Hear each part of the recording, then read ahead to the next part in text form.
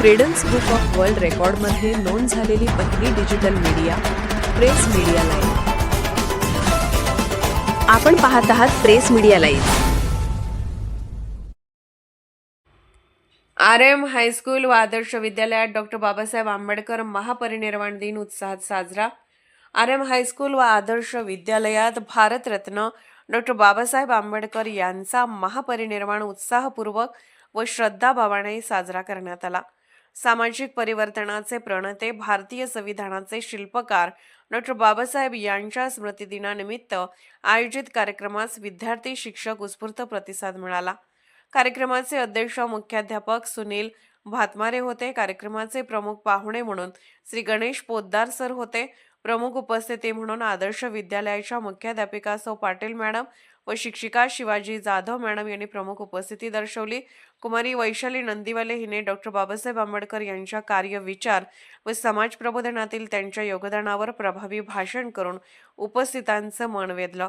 कार्यक्रमाचे प्रास्ताविक श्री सोपान भोसले सर यांनी करत कार्यक्रमाचा हेतू मांडला, तर सुबक आणि शिस्तबद्ध सूत्रसंचलनाची जबाबदारी राजू शिंदे सर यांनी समर्थपणे पार पाडली।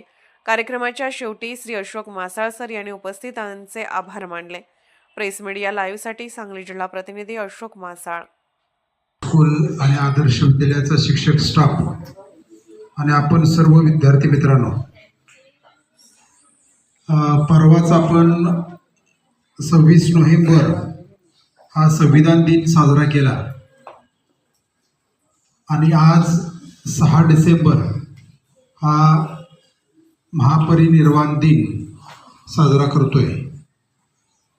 26 नोव्हेंबरच्या दिवशी सुद्धा डॉक्टर बाबासाहेब आंबेडकर हे ठळक आपल्या केंद्रस्थानी आलेले होते आणि आज त्यांचा महापरिनिर्वाण दिन म्हणजे काय, तर पाटील मॅडमने याबाबत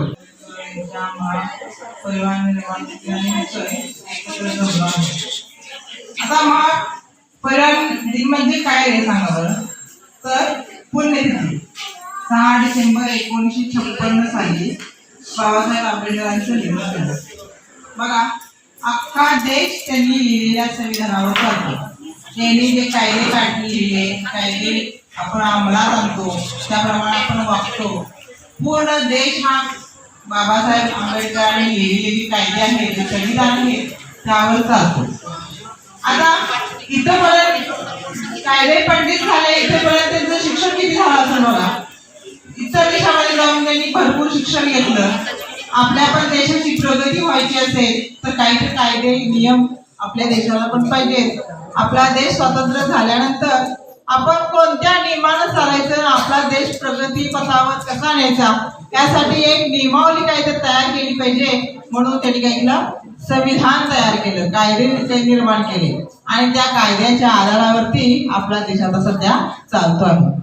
बघा, ते सर्वसामान्य कुटुंबामधलेच होते। त्यांचा जन्म मध्य प्रदेशातील महू या गावी झाला, परंतु त्यांच्या शिक्षणामध्ये अनेक अडचणी आल्या। त्या अडचणीवर मात करत ते पुढे आले, परंतु आंबेडकरांचं नाव आपल्या डोळ्यासमोर आल्यानंतर मनचक्षुपुढे असं चित्र उभं राहतं की उंच कड्यावरून वेगानपणे कोसळणाऱ्या आणि त्या कोसळण्याच्या क्रियेतून वीज निर्माण करणाऱ्या प्रसादाचे धुळीचे लोट उडवीत वृक्ष। प्रेस मीडिया लाईव्ह न्यूज चॅनलला लाईक करा, शेअर करा आणि सबस्क्राईब करा।